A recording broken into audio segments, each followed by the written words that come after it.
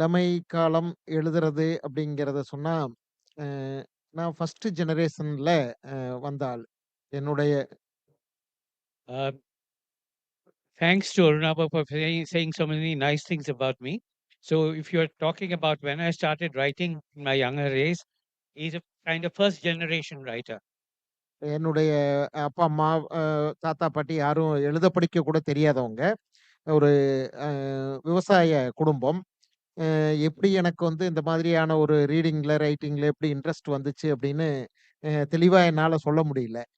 I'm from a family where my parents and grandparents were not even educated. So, how I got into this writing is a kind of mystery for me, myself also. ரொம்ப சின்ன வயசுலயே எனக்கு படிக்கவும், அதே மாதிரி என்ன படிக்கிறேனோ, அத அப்படியே ஒரு அ அ போலச் செய்தல் போல, அப்படியே எழுதி பார்க்கிறது அப்படிங்கிற ஒரு ஹேபிட் எனக்கு ரொம்ப சின்ன வயசுலயே வந்துருச்சு. அ அதனால எந்த புக் இருந்தாலும், எது ஒரு பேப்பர் கிடைச்சா கூட படிப்பேன். அதேபோல எழுதி பார்ப்பேன். அப்படிதான் அ எழுதுறதுக்கு வந்தேன். Right from a very young age, I was bitten by the reading bug. So I would read whatever came my way, whatever I got into my hands, or whether it be any book or whether it be any kind of paper, and also used to write it subsequently. So this reading and writing habit as a cycle grew in me at a very young age. So, but how did you get this idea or thought that you would actually write at length and become a writer? அது நான் வந்து ஸ்கூல்ல ஒரு eighth, ninth standard படிக்கும்போது, எனக்கு இந்த மாதிரியான ஒரு ஆற்றல், திறமை இருக்குங்கிறத என்னுடைய டீச்சர்ஸ் தான் வந்து அத கண்டுபிடிச்சாங்க.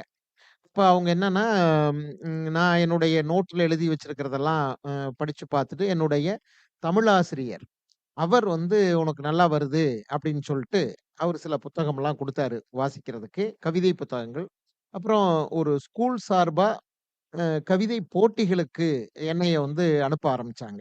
நான் வந்து ஒரு மாதிரி Um, when I was in the eighth standard, it was my teachers who discovered this talent in me and encouraged it to such an extent that they gave me books to read and they encouraged me to read more and more books and also made me participate in elocution competitions and such literary competitions right at that stage.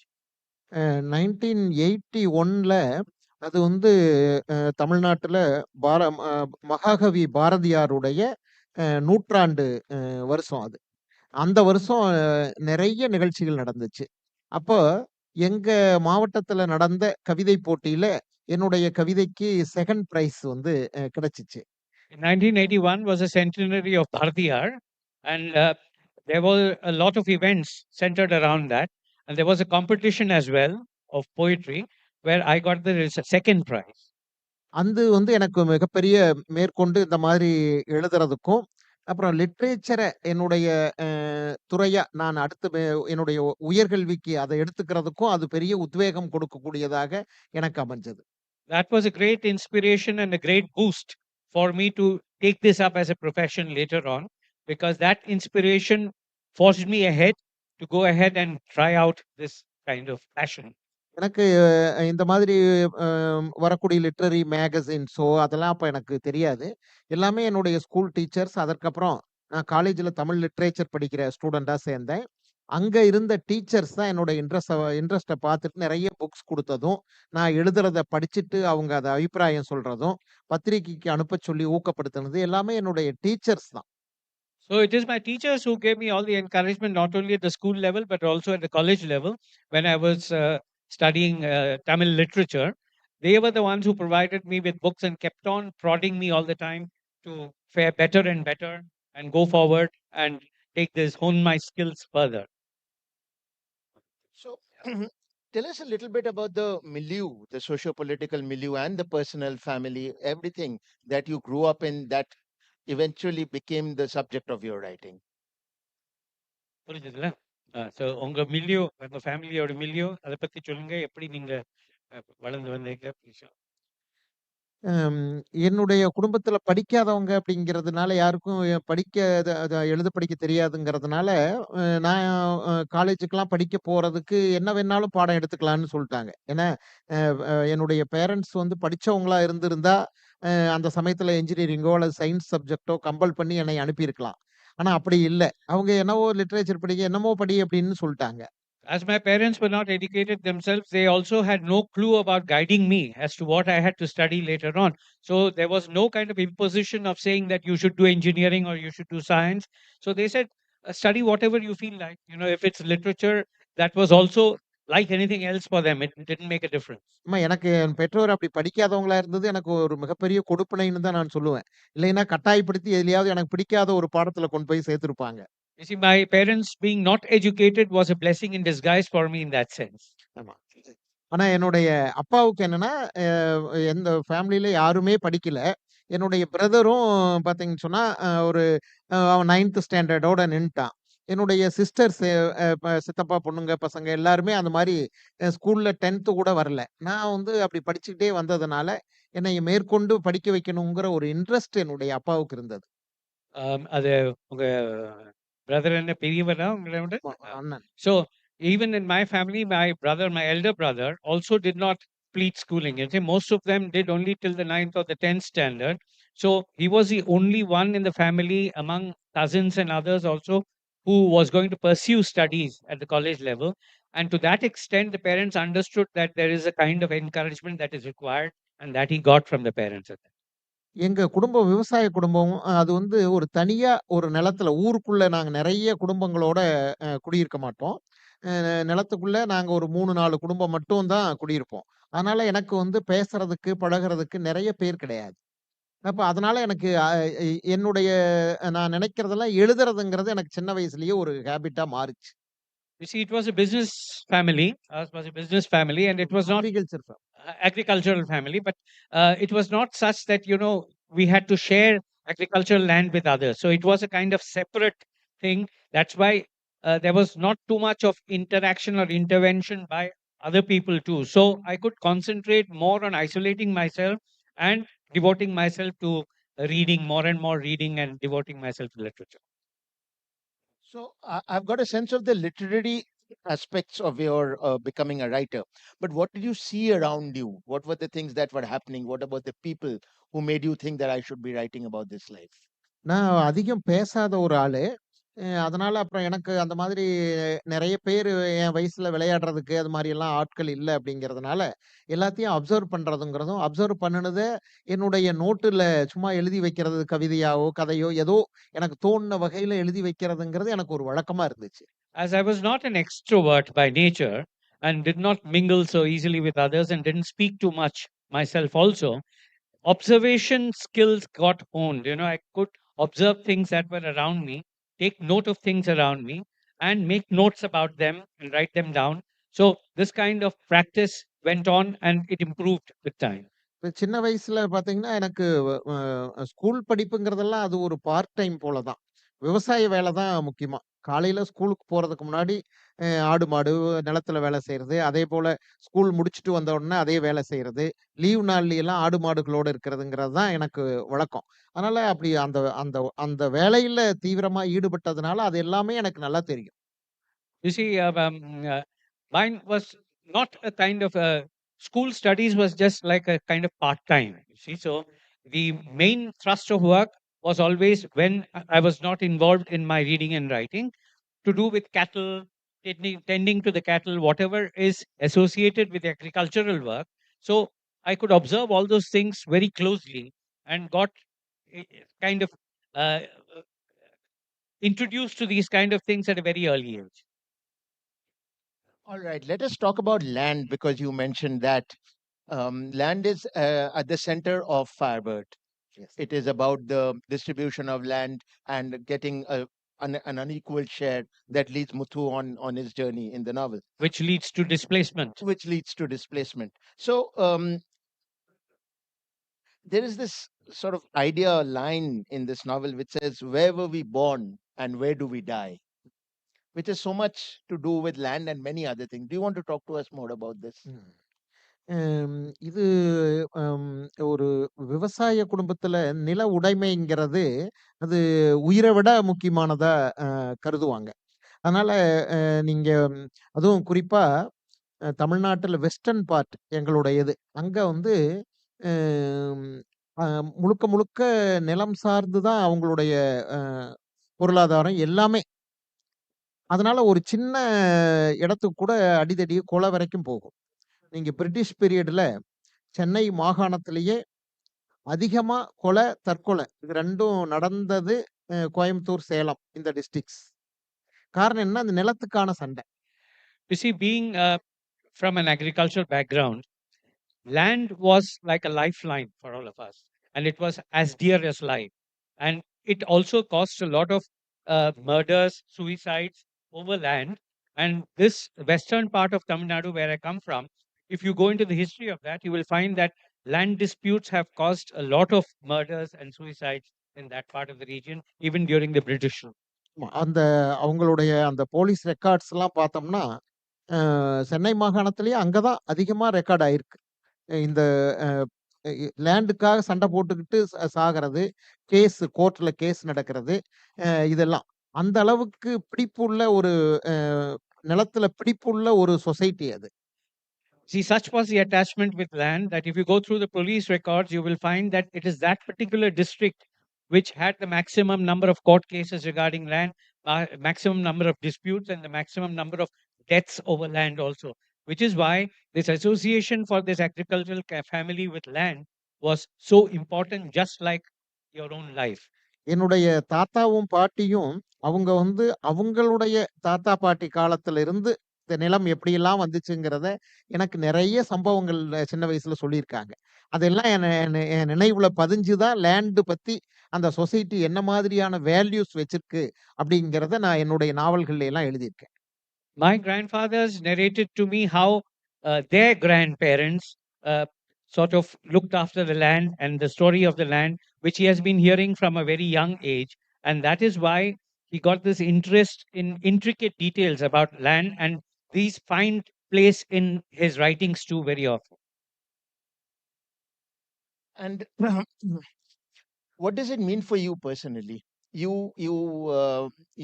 were born and grew up in an agricultural family. You started writing, then you moved away, and you are a college professor. But have you quite given up your relationship with land yourself? எனக்கு அதாவது அறிவும், உணர்வும் 2க்கும் இடையில இருக்கக்கூடிய ஒரு ஊசலாட்டம் தான். நான் படிச்ச படிப்பு, நான் படிச்ச மார்க்சியம் இதெல்லாமே லேண்ட பத்தியான அ ஒரு தியரிட்டிக்கலா என்னங்கிறது எனக்கு புரிஞ்ச ஒரு விஷயம் தான். அ ஆனா வந்து எனக்கு சின்ன வயசுலருந்து அப்படி நிலத்தோட வளர்ந்து வந்ததுனால, என்னுடைய உணர்வு வந்து நான் முழுசா அதிலிருந்து என்னை மீட்டுக்கிட்டேன்னு சொல்ல முடியாது. You see, considering the fact that right from a very young age, I was associated and deeply attached to this land, the emotional attachment has remained. So you cannot say that I'm detached from land at any point of time. That attachment has remained as a thread right through. இப்பவும் நான் வந்து என்னைய வந்து ஒரு புரொஃபஸரா வந்து கிட்டத்தட்ட 30 years நான் வேலை செஞ்சிருக்கேன். என் மனசுல வந்து நான் அப்படி இதுவரைக்கும் பெருசா ஃபீல் பண்ணவே இல்ல. ஒரு விவசாயியா தான் எனக்கு என் மனசுல வந்து என்னை பற்றியான ஒரு பிம்பம் வந்து இன்னைக்கு வரைக்கும் இருக்கு. Even though I have been teaching for 30 years, I have never felt deeply as a professor myself, all these years. I still consider myself as an agricultural person. நம்ம இப்பவும் நிலம், ஆடு, மாடு, நாயி, பூனை இதோட தான் நான் என்னுடைய வாழ்க்கை நடந்துட்டு இருக்கு. Even now, my life is centered around land, cattle, animals, and so on. In fact, that's very evident in the Firebird because you give a great many details about the act of farming itself. And why did you feel it was necessary to put in so many details about the process? இல்ல ஒரு இந்த மாதிரி ஒரு நிலத்த பேக்கிரவுண்டா வச்சு, அதுல அதோட இணைஞ்சிருக்கக்கூடிய அந்த வேல்யூஸ் அத வச்சிருக்கக்கூடிய மக்கள், அவங்கள பத்தி எழுதும்போது, கட்டாயம் நிலம் பத்தி இவ்வளவு டீட்டெயில்ஸ் வேணும்னு தான் நான் நெனைக்கிறேன். அதுவும் நான் சில நாவல்கள்ல, நான் இந்த லேண்டையே ஒரு கேரக்டரா கொண்டு வர்றதுக்கு கூட நான் ட்ரை பண்ணியிருக்கேன். இப்ப என்னுடைய கூலமாதாரி, சீசன்ஸ் ஆஃப் த பாம் அப்படின்னு இங்கிலீஷ்ல வந்துச்சு. அதுல அந்த நிலத்த ஒரு கேரக்டரா உருவாக்குறது, உயிருள்ள ஒரு கேரக்டரா மாத்துறதுக்கான ஒரு முயற்சிய நானு பண்ணுனேன். அதனால அந்த அடிப்படையில தான் இவ்வளவு டீட்டெயில்ஸ் தேவைப்படுதுன்னு நெனைக்கிறேன். See, when I'm writing my own novels and stories, I feel that if I'm writing about people and land, then all these details are very necessary according to me. and I don't think they are superfluous in any way, because if you're writing about those people, you should also write about these details, and that is the way I have always felt. So it is not that land is like a prop in my stories. It is like a character in my stories. It is as important as any other character in the novel. And Seasons of the Farm is a work which has been translated recently. And அதுல என்ன சொன்னீங்க? There you will find, if you read that, you will see that land is itself a character in the plot. So, talking about Firebird, the title itself, there are mythological references to it. You yourself do a lot of research in folklore. It also, to me, felt like you were talking about Peruma, the character in the novel. Do you want to tell us more about the title and everything that you've tied up in it? அது இந்த அலண்டாப்பட்சி அப்படிங்கிற அந்த அந்த பறவை அது வந்து தமிழ்நாட்டு folk டேல்ஸ்ல வரக்கூடிய ஒரு பறவை அது. நீங்க இந்த ஃபோக் டேல்ஸ்ல உலக அளவுல இருக்கக்கூடியதுல பார்த்தீங்கன்னா, இந்த 7 கடல், 7 மலை கடந்து அந்த ஹீரோ போயி ஏதாவது ஒரு காரியத்த சாதிச்சுட்டு வருவான். அங்கருந்து ஏதாவது ஒரு பூவ எடுத்துட்டு வர்றது, இந்த மாதிரியானது நெறைய கதைகள்ல வரும். அப்ப அந்த 7 கடல், 7 மலைய கடக்கிறது, அதற்கு உதவக்கூடிய ஒரு பறவை தான் இந்த ஆலண்டா பட்சி. You see, this bird, which has been translated as firebird in the English version, is an Alanda Pakshi, as it's called in Tamil. It's a folklore bird, and any kind of act of heroism in a particular story, if somebody goes beyond 7 mountains and 7 seas and achieves something and comes back, then the character of this bird comes in a way as helping or facilitating that kind of heroism, or going 7 mountains away, 7 seas away, and returning after achieving something very important. இந்த எப்போதுமே அ இந்த பறவைகள் அந்த அந்த folk டேல்ல வரக்கூடிய அந்த ஆலண்டா பட்சிங்கிறது, அது மனிதர்களை வந்து விரும்பாது. அது. ஏன்னா, மனிதர்கள் வந்து பறவைகளுக்கு எதிரிகள் அப்படிங்கிறது தான் அந்த ஆலண்டா பட்சியுடைய அ எண்ணம். ஏன்னா, பறவைகள கொல்லுவாங்க அவங்க, சாப்பிடுவாங்க அப்படிங்கிற மாதிரியான ஒரு எண்ணம் உள்ளது அது. இப்ப இந்த கதையில வரும்போது, அ Yeah, in folklore, this firebird is actually antagonistic to human beings, because these birds always think that humans only kill birds and maybe sometimes eat it also. So this antagonism is always there. So it is never a kind of close relationship between humans and this kind of bird. இது folk டேல்ஸ்ல எப்படி வரும்னா, அந்த அந்த பறவை மிகப்பெரிய பறவை. அது. அது பெரிய மரத்துல கூடு வச்சிருக்கும். அது குஞ்சு பொரிச்சிருக்கும். குஞ்சுகளுக்கு அது இரை தேட போகும்போது, பாம்பு வந்து அந்த குஞ்சுகள சாப்பிடுறதுக்கு போகும். அப்ப இந்த ஹீரோ என்ன பண்ணுவான்னா, அது வழக்கமா அந்த மாரி நெறைய குஞ்சுகள அந்த பறவை இழந்துரும். இப்ப ஒரு முறை அந்த மாரி ஒரு பாம்பு அத ஏறி போகும்போது, இவன் அம்பு வச்சு அந்த பாம்ப கொன்னுருவான். அப்ப அந்த குஞ்சுகள் எல்லாம் தப்பிச்சிரும். பாம்புகிட்ட இருந்து தப்பிச்சிரும். இத பார்த்துட்டு தான் அந்த ஹீரோவுக்கு இந்த பட்சி வந்து உதவி பண்ணும். You see, as folklore has it, these birds, when they lay eggs, on a tree, and go to fetch some food for the little ones, then a snake crawls up the tree and tries to kill those children over there. So this is the general practice. But in one case, what happens is this hero then uses a bow and arrow and kills the snake and saves these little children of the firebird. And that is where, this whole story comes, that, this heroism of having saved these birds becomes another kind of folklore. அது மாதிரி. அதனால இந்த பின்னணியில தான் இந்த நாவலுக்கு அப்படி பேர் வச்சேன். அதனுடைய பெருமா அந்த கேரக்டர வந்து அவங்க மாமியார் அந்த ஆலண்டா பட்சியோட கம்பேர் பண்ணி சொல்லுவாங்க. அ இன்னும் நெறைய கிரிட்டிக்ஸ் வந்து அதுல வரக்கூடிய முத்து தான் ஆலண்டா பட்சி அப்படின்னு சொல்றவங்க இருக்காங்க. வேற வேற கேரக்டருக்கும் அத வந்து பொருத்தி பார்க்கிறாங்க. ஆனா எனக்கு வந்து நான் அந்த அந்த பறவைய அப்படி ஒரு மித்தா வச்சு எழுதணும்னு நான் நினைக்கல. நான் எழுதிக்கிட்டு போகும்போது, அது நேச்சரா அது சில இடங்கள்ல வந்துருச்சு. நான் ந Okay. It was not my intention to make a myth out of this firebird while writing the novel. But in the course of writing the novel, it turned out to be that way. And this bird turned out to be a kind of mythical figure. And these two characters like Muthu and Perumal, see, interpretation of the readers is also different. Some people, his mother-in-law used to compare him to this bird. But there are other readers who also interpret that the other character, Muthu, is actually to be compared with the bird. இப்ப நான் நான் எப்போதுமே ஒரு நாவலுக்கு title வைக்கிறது எனக்கு எப்போதும் ரொம்ப பிரச்சனையான ஒரு விஷயம். ஒரு நாவல எழுதுறதுக்கு முன்னாடி டைட்டில் எனக்கு பெரும்பாலும் உருவாகாது. எழுதுனதுக்கு அப்புறம் அத பத்தி டைட்டிலுக்காக சில மாசங்கள்லாம் கடந்து போயிடும். அந்த மாதிரி வந்து இந்த நாவலுக்கும் எழுதி முடிச்சுட்டு, டைட்டில் வைக்கிறதுக்கு ரொம்ப யோசிச்சுக்கிட்டு இருந்தேன். In my style of writing, I write the novel first and look for the title later. And that takes quite a bit of time, sometimes even 3 to 4 months. And in this case, also, it was no exception. I had finished writing the novel and was looking for an appropriate title for the novel, which took quite a few months for me to pinpoint. இந்த நாவலுடைய அந்த typing அந்த டெக்ஸ்ட்ட வந்து நெறைய முறை புரட்டி, புரட்டி பார்த்துக்கிட்டே வந்தேன். எதுக்காக அப்படின்னு சொன்னா, அந்த அந்த நாவலுக்கு உள்ள அந்த ரைட்டிங்ஸ்ல உள்ள இருந்து ஏதாவது வேர்டு வந்து டக்குன்னு கேட்ச் ஆகும்.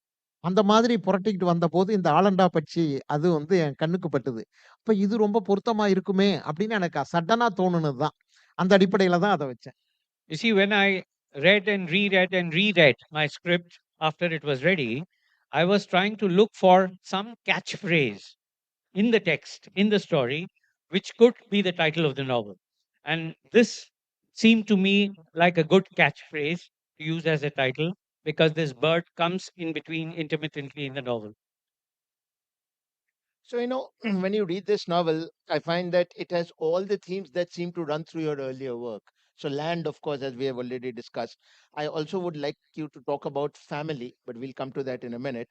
Caste, which lies at the center of things. Gender, which is very important for you. And at some point, I want to ask you about your relationship with your mother. You said you learned a great deal from her. And sexual tension and harassment. So, is this a novel, a sort of novel of all your novels?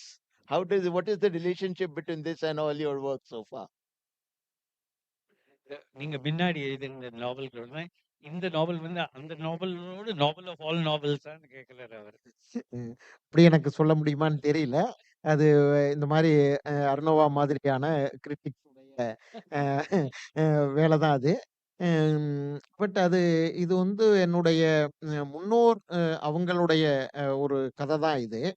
அதனால இத எழுதும்போது இது எல்லாமே அதுக்குள்ள சேர்ந்து வர்ற மாதிரியே தான் இருந்துச்சு. அதனால இதுக்கு அதெல்லாம் தேவைப்பட்டதுனால அவ்வளவும் வந்திருக்குதுன்னு நெனைக்கிறேன். You see, if you look at it that way, I hadn't intended it that way as a novel of all these novels. It's just that all these things have crept in again in this novel. It is only readers, translators, and critics like Arunava who would perhaps look at it in that sense. அ இதுல வந்து அந்த பெருமா கேரக்டர்ங்கிறது வந்து அது ஒரு அதுக்கு ஒ ஒரு மாதிரியா என்னுடைய அம்மாவ நான் வச்சுக்கிட்டேன். என்னுடைய அம்மா பேரும் பெருமாயி அப்படிங்கிறது தான். சென்டிமென்ட்டா நான் அந்த பேர நான் வச்சேன். பட் அது எங்க பகுதியில இருக்கக்கூடிய இந்த விவசாய குடும்பத்தைச் சேர்ந்த பெண்களுடைய ஒரு வகை மாதிரியான ஒரு கேரக்டர் தான் அது.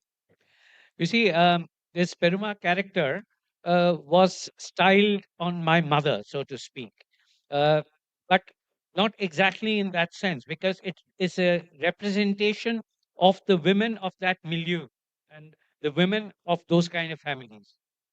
அந்த எங்க பகுதி விவசாயத்துல இருக்கக்கூடிய பெண்கள் பார்த்தீங்கன்னா, ஆண்களுக்கு நிகரா அவங்களும் உழைப்பாங்க. ஏன்னா, நீர்வளம் கிடையாது எங்க பகுதியில. அதனால எல்லாமே புன்செய் விவசாயம் தான். அதுக்கு வந்து குடும்பமே உழைக்கணும். இதுல பெண்களுடைய உழைப்பு வந்து ரொம்ப முக்கியம். அதனால இந்த விவசாய குடும்பத்துல பெண்கள் எப்போதுமே ஆளுமை கொண்டவர்களா இருப்பாங்க. You see, in our kind of setup and in this kind of an agricultural family, the kind of effort and labor put in by women is equal to that put in by the men. So everybody contributes to what is happening over there. So there is no distinction that women are doing less or marginalized in some way. So the prominence of women comes from the contribution that they make to the kind of profession that they are wedded to. Thank you. Let's talk about family. Family is there everywhere in all your novels, even Punachi, which is so much about family, the old man, woman, and the goat. What does family mean for you from a literary point of view, from your for your works? Family வந்து நம்ம அ ஒரு நம்ம சமூகத்தினுடைய ஒட்டுமொத்தத்தையும் பிரதிபலிக்கக்கூடிய ஒரு சின்ன unit அப்படின்னு தான் நான் வந்து ஃபேமிலிய பார்க்கிறேன். அதுல உங்களுக்கு ஆண், பெண் உறவு இருக்கு. குடும்பத்துக்கும், நிலத்துக்குமான விஷயம் இருக்கு. இது எல்லாமே நீங்க அப்படியே கொஞ்சம் பெருசு பண்ணுனோம்னா, நம்ம சொசைட்டிக்கே அத பொருத்திரலாம். அதனால சொசைட்டியும், ஃபேமிலியும் வேற வேற இல்ல. சொசைட்டி எப்படி இருக்குதுங்கிறதனுடைய ஒரு ரிஃப்ளெக்ஷன் தான் நம்ம ஃபேமிலி அப்படின்னு தான் நான் பார்க்கிறேன். See, I consider family as a reflection of society. It's a unit in a society. So it is very much part and parcel of society. And this unit has its own mechanisms, its own parameters. And it is a larger thing of this family that makes up society. It's in that sense, it's a reflection of society itself. Within the family, there could be individual relationships of man, woman, or other relatives, and so on. But ultimately, it's a unit and a reflection of society itself. So you see the family as much as a space of contestation as society at large. All the bigger battles going on out there, all replicated within the family too. So சொசைட்டியில் எந்த மாதிரி எல்லாம் சண்டை இதெல்லாம் நடக்கிறதோ அதுவே அதோடய ஒரு சின்ன யூனிட் நினைக்கிறீங்களா? அதே ஃபேமிலிலேயே நடக்குமா? ஆமா, ஆமா. அப்படித்தான் நான் நெனைக்கிறேன். சொசைட்டில என்ன பெரிய விஷயமா இருந்தாலும், அது ஏதோ ஒரு விதத்தில ஃபேமிலில ஒரு சின்ன அளவுலயாவது அது பிரதிபலிக்கத்தான் செய்யும். So, yes, very much. To answer your question, yes, very much so. So, when I say that it is a reflection of society, that means any kind of strife that happens in society also gets reflected at the unit level of the family too. தமிழ்ல வந்து ஒரு ரொம்ப 1942ல வெளியான தமிழ் முதல் அ அ அந்த டயலக்ட்ன்னு சொல்லக்கூடிய அந்த லாங்குவேஜ்ல எழுதின நாவல். ஃபர்ஸ்ட் ரீஜனல் நாவல்ன்னு சொல்லக்கூடிய நாகம்மாள் அப்படிங்கிற நாவல். அந்த நாவல் பார்த்தீங்கன்னா, இந்தியா, பாகிஸ்தான் அந்த பிரிவினையை வந்து ஒரு குடும்பத்துக்குள்ள வச்சு எழுதின நாவல் தான் அது. அந்த மாதிரி வந்து நெறைய நாவல்கள் தமிழ்ல உண்டு. 1942 சொன்னீங்களா? Yes. So the first kind of novel which made a name for itself, written in 1942, called Nagamar, was also, though dealing with a family, a reflection of the partition and the division that was to come, and in a kind of prophecy. India, Pakistan. The India-Pakistan partition. Oh, that's really interesting. Um, for a moment, coming back to the way you've written Firebird, it could have become a novel of progression from not having enough land to try to find a place. So a sort of saga and adventure.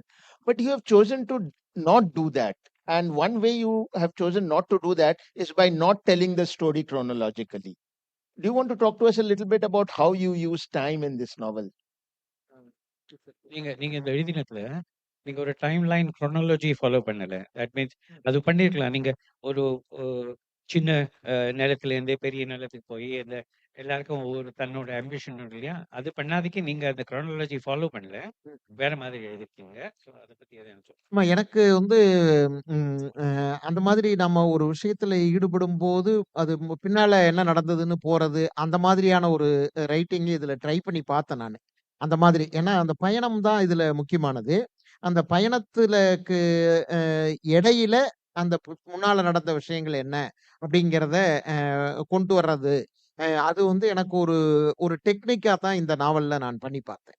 Yeah, you see, this is a story of a journey, actually. And in the course of this journey, I have used this as a technique now of going back like a flashback. So, going back and forward is a technique which I have intentionally and consciously introduced in this narration. எப்போதுமே ஒரு பயணம் அப்படின்னு சொல்றது, பயணத்துல பார்த்தீங்கன்னா, நம்முடைய பழைய நினைவுகள் வந்து நமக்கு கிளரும். நம்ம புது மனிதர்கள சந்திக்கும்போது, நாம ஏற்கனவே சந்திச்ச மனிதர்களை பற்றி நினைவு வரும். அவங்களையும், இவங்களையும் கம்பேர் பண்ணுவோம். அதேபோல புது இடத்துக்கு போகும்போது, நாம வாழ்ந்த இடத்தையும், இதையும் கம்பேர் பண்ணுவோம். இப்படியான ஒரு 2 பக்கத்துக்குமான ஒரு டிராவல் நடந்துகிட்டே இருக்கும். அதனால அந்த டெக்னிக் இதுல ஃபாலோ பண்ணு. Right. Uh, you see, in such a journey, when you meet new people, when you encounter new situations, when you encounter new places, you are bound to compare them with previous people you have met, with previous places you have lived in or been associated with. So, this comparison comes as a very natural process. And in this novel of mine, this has also come because this is a journey. You look back sometimes when you come across new people, come across new situations, how it was before and how it is now. I want you to tell us briefly about your mother. You have said before that much of the way you present women in your novels has to do with the way you saw her as you were growing up. அ என்னுடைய அம்மா வந்து அம்மாவ பத்தி நான் அந்த அம்மான்னு ஒரு மெமர் அந்த புத்தகம் நான் எழுதியிருக்கேன். அம் அ அது என்னன்னா எனக்கு அ சி சின்ன வயசுலேருந்தே நான் அம்மாவோட வளர்ந்த பையன் தான். அம்மா பிள்ளை அப்படின்னு தான் என்னைய எல்லாருமே சொல்லுவாங்க. அ அதனால அம்மாவுடைய நேச்சர் அது என்கிட்ட ரொம்ப உண்டு. இப்ப கூட என்னுடைய ஒய்ஃபோ, என் பிள்ளைகளோ பார்த்தீங்கன்னா, என்னுடைய அம்மா நான் ஏதாவது ஒண்ணு செய்யும்போது அப்படியே அம்மா பாட்டி மாரி செய்ற அப்படின்னு சொல்லுவாங்க. அந்த சிந்திக்கக்கூடிய முறை கூட எனக்கு தெரியல. அவங்க சொல்லுவாங்க. ஒரு விஷயத்த சிந்திக்கிறது அம்மா மாதிரியே இருக்கு. You see, as a child also, I was labeled as a mother's son. And therefore, it's very natural that a lot of her qualities I had imbibed at that time. So when my children now point out to me, they sometimes say, "You are now behaving just like grandmother." You see, so they point it out to him. That happens subconsciously, but it's a thing that others notice. என்னுடைய அம்மா வந்து ரொம்ப கடுமையான ஒரு உழைக்கக்கூடியவங்க. எந்த வேலையையும் சுலபமா கத்துக்குவாங்க. பின்னாடி நெறைய 90ஸ்க்கு அப்புறம் வந்த நெறைய அ டெக்னிக்கலான விஷயங்கள்லாம் கூட கத்துக்கிட்டாங்க. செல்ஃபோன் கூட கடைசியா நான் சொல்லிக் குடுத்து அவங்க யூஸ் பண்ணாங்க. அந்த மாதிரி கத்துக்குவாங்க. அப்புறம் அதனால எனக்கு என்னன்னா, அவங்க சின்ன வயசுலேருந்து எனக்கு பல விஷயத்த அவங்க தான் சொல்லிக் குடுத்தாங்க. ஒண்ணுமே ஒரு சைக்கிள் ஓட்டுறது கூட அவங்க தான் எனக்கு சொல்லிக் குடுத்தாங்க. My mother was very enterprising and very hardworking as well. So even when technological things came in, she wouldn't shy away from it. She learned those things. In fact, some of the things I learned from her are simple things like even cycling. It was my mother who forced me into cycling. So she has learned a lot of things because of her enterprise. And this is something I have also tried to imbibe from. Tell me, you write in Tamil. I have been told in Yes. my years that we should short the session, not have a Q&A because Right, got it. All right, we'll just close with a couple more questions. Um, you write in Tamil and you write for readership in Tamil, but now you are read all over the world. What does that mean for you? What are some of the interesting things you've heard from readers around the world? எனக்கு அம் தமிழ்ல தமிழ்நாட்ட பத்தி எழுதுறோம் அப்படின்னாலும், அ அது world wide இருக்கக்கூடிய ரீடர்ஸுக்கு எப்படி போகுது அப்படிங்கிறத நானுமே அத பத்தியான ஒரு ஸ்டடி பண்ணிட்டு தான் இருக்கேன். ஆனா என்னுடைய அபிப்பிராயத்துல, என்னுடைய அப்சர்வேஷன்ல அது பார்த்தீங்கன்னு சொன்னா, அ எப்போதுமே ஒரு ஒ ஒ இந்த வேர்ன்னு சொல்றேன் பாருங்க. ஒரு குறிப்பிட்ட இடத்த, அதனுடைய பேக்கிரவுண்ட, அத நம்ம டீப்பா ஸ்டடி பண்ணி எழுதும்போது, அது எல்லா ரீடர்ஸையுமே போய் சேருது அப்படின்னு தான் நான் நினைக்கிறேன். அ அதனால வந்து கல்ச்சர் வேற அப்படிங்கிறதுல பட் எமோஷன்ஸ் வந்து ஒண்ணா தான் இருக்குது. அத எல்லாருமே ஃபீல் பண்றாங்க அப்படின்னு தான் எனக்கு தோணுது. இப்ப okay, when my works are read all over the world, I feel that if you are rooted to your own tradition and culture, and basically human emotions are the same all over the world, so you will establish a connect with other people too. So I really am very much interested in uh, hearing what others have to say about it. And this is the kind of feeling I get that the emotions of human beings everywhere at this milieu of families which are hardworking and making ends meet is probably the same or similar story everywhere. In this connection, I would just like to add I did a session with a German author at noon today, and she has written a novel called The Summers. And this is a little girl going from Germany to Kurdistan and to that part of Turkey and so on, and trying to understand both worlds. And basically, the description in the novel, I told the author also, uh, sounds like any Tamil novel which may be written, because the traditions, the practices, the emotions which are going into it are almost similar. Do you, since we are in Kolkata, have you had the chance? Do you read Bengali literature in translation or otherwise? Bengali literature வந்து நிறைய படிச்சிருக்கேன். அதாவது இப்ப வரக்கூடியது பெங்காலியிலிருந்து தமிழுக்கு translate பண்றதுக்கு அவ்வளவா ஆட்கள் இல்ல. அவரு கிருஷ்ணமூர்த்தின்னு ஒரு சார் இருந்தாரு. ரொம்ப வருஷம் நிறைய புக்ஸ வந்து பண்ணியிருக்காரு. பட் இப்ப லாஸ்ட் 20 இயர்ஸா பெங்காலில என்ன நடக்குதுங்கிறது தமிழ்ல அவ்வளவா தெரியல. பட் ரொம்ப ஃபேமஸ் ஆத்தர்ஸ் எல்லாம் தமிழ்ல நிறைய உண்டு. Sharachandra, yeah. Yes, I have read a lot of Bengali literature translated into Tamil, but in the last 20 years or so, 2 decades, there's been a drought because of lack of proper people who can translate directly from Bengali into Tamil. There was a gentleman called Krishnamurti who used to do it before. So, of important works earlier, good translations exist, and I have read a lot of that.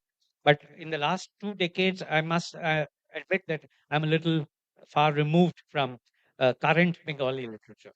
சரத்சந்திரருடைய எல்லா நாவலும் தமிழ்ல translate ஆயிருக்கு. பங்கிம் சந்திர சட்டர்ஜி இதாயிருக்கு. தாகூர்த மகாகவி பாரதியாரே நிறைய translate பண்ணியிருக்காரு. 20th செஞ்சுரியோட தொடக்கத்துல பண்ணாரு. அதே போல அதீன் பந்தோபாத்யாயா, தாராசங்கர் பானர்ஜி. தாராசங்கர் பானர்ஜியுடைய ஆரோக்கிய நிகேதனம் இதெல்லாம் வந்து மிக ஃபேமஸ் தமிழ்ல. இன்னைக்கும் அதுக்கு நிறைய ரீடர்ஸ் இருக்காங்க. அதே போல அதீன் பந்தோபாத்யாயுடைய நீலகண்ட பறவையை தேடிக்கு நிறைய ரீடர்ஸ் இருக்காங்க. மகாஸ்வேதா தேவியுடைய நூல்கள் கிட்டத்தட்ட எல்லாமே தமிழ்ல வந்து வந்திருக்கு. அதுக்கு ஏராளமான ரீடர்ஸ் இருக்காங்க. You see, I need not repeat the names of all the great Bengali authors that he said, because which you understood. He said there exist good Tamil translations of all these great authors, and he has read most of them, and they have been very popular in Tamil Nadu also. And of course, as far as Tagore is concerned, even Bhartiyar himself has translated some of Tagore into Tamil. Yes. Unfortunately, we have to cut short our session today and can't take questions from the audience. Apologies for that. But one last question before we wind up. Perumal Murugan, what can literature do today? What can authors do today? In general, for என்ன the பண்ண world. முடியும் இன்னைக்கு? நம்ம உலகத்துல இத்தனை problem இருக்கிற literature எப்படி? Literature வந்து எந்த பிரச்சனைக்கும் நம்ம இப்போ உடம்புல ஒரு பிரச்சனைனா ஒரு டியூப் மாத்திரை வாங்கி, ஒரு வலி இருந்ததுன்னா டியூப் மாத்திரை ஒன்று வாங்கி போட்டோம்னா அப்படியே பெயின் குறைஞ்சிருது. ஒரு பெயின் கில்லர் போட்டோம்னா அது மாதிரி அல்ல லிட்ரேச்சர். லிட்ரேச்சர் வந்து கொஞ்சம் மெதுவா வேலை செய்யக்கூடியது. அது மனசுக்குள்ள போய் வேலை செய்யும். அது கருத்தியல் ரீதியான வேலையை வந்து அது செய்யும். இன்னைக்கும் அதுதான் லிட்ரேச்சருடைய வேலைன்னு நினைக்கிறேன். அதை தான் மையமா வச்சு ஒரு எழுத்தாளன் இயங்கணும். According to me, literature is not an instant painkiller. It cannot be. It is more like an homeopathic medicine which works slowly and acts on you very slowly and brings an impact at some point of time. And I think that's the way it should remain.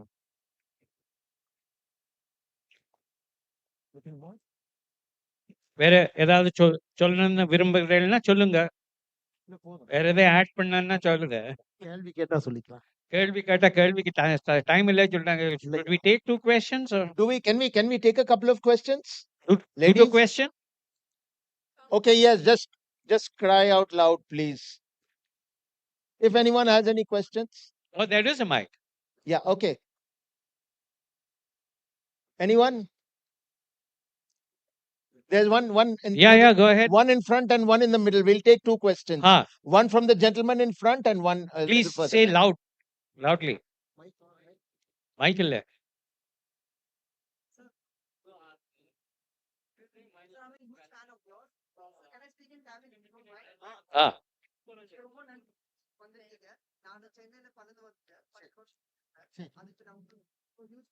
சரி. இப்ப இலக்கியம் என்ன செய்யும்னு கேட்டாங்க. அவரு பூனாச்சி அவருடைய உலகத்தையே Poonachi has changed his life. He says He has spent quite a bit of time in Chennai and can speak Tamil too. And Punachi is a novel that has changed his life. Mine also. Thank you. Thank you. Wonderful. Wonderful. Thank you. Yes. One more from the gentleman somewhere in the middle. I have read Oh. one of your books. Your writing is very bold and beautifully bold. So Tamil is a bit of Tamil Nadu is a conservative culture. Did you face any problems in the initial part of the career? Oh, of course. Of course. There are stories. and That's a full there's it's a full, full night full episode of story. Yes. just ரெண்டு sentence சொல்லுங்க உங்களுக்கு எப்பாவது problem இருந்ததா உங்களுக்கு இவ்வளவு போல்டா எழுதுறீங்களே traditional society அதெல்லாம் censorship sir, பேனிங் அது எல்லாத்துக்கும் தெரிஞ்ச விஷயம் தானே. மாதொருபாகன் அதுல என்ன பிரச்சனை வந்ததுன்னு எல்லாருக்கும் தெரிஞ்ச விஷயம் தான். great headlines a few years back. There was a lot of resistance to his kind of work. So possibly you can discuss it offline when he's in the author's lounge. All right. Thank you. Thank you very much. Thank you, S.V. Raman. Thank you, Perumal Murugan. Thank you, Thank you. Kolkata Lit. Thank you very much. And thank you to all. everyone for braving the rain and Yes, being here, for staying on. for staying on for this, because these are really The very books- powerful novels. The books are available in the bookshop. Most of them have been translated into English, and each one is worth reading. Yeah, and you may find Perumal Murugan in the bookstore for a Yes. little while now. You won't find him tomorrow because he has an early flight to catch Right. and another event in Chennai tomorrow. Yeah. Thank you. Thank you very much. Thanks very much.